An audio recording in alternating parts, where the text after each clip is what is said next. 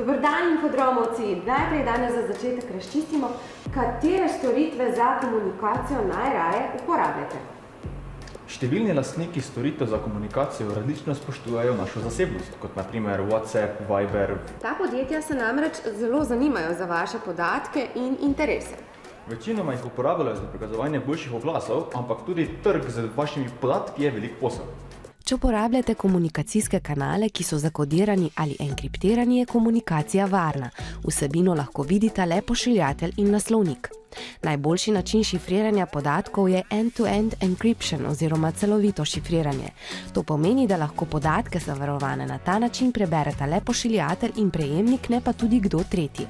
Tako so zavarovani klepeti pri na primer aplikaciji Signal. Pogovori v na primer Facebookovi aplikaciji Messenger pa niso enkriptirani oziroma niso šifrirani.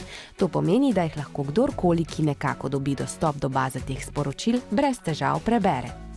Če ne uporabljate varnih storitev, lahko vaše pogovore in podatke, ki ste jih v njih posredovali, prestrežejo hekerji. In heker je tudi domen, ampak on ni navaden heker. Etično hekanje se od navadnega zlonamernega hekanja razlikuje predvsem s tem, da smo na pravi strani zakona. Kaj to pomeni? Kaj ti delaš? Ja, delam iste stvari kot bi vsak drug heker, ampak da imamo v tem dovoljenja tega, ki ga napadamo.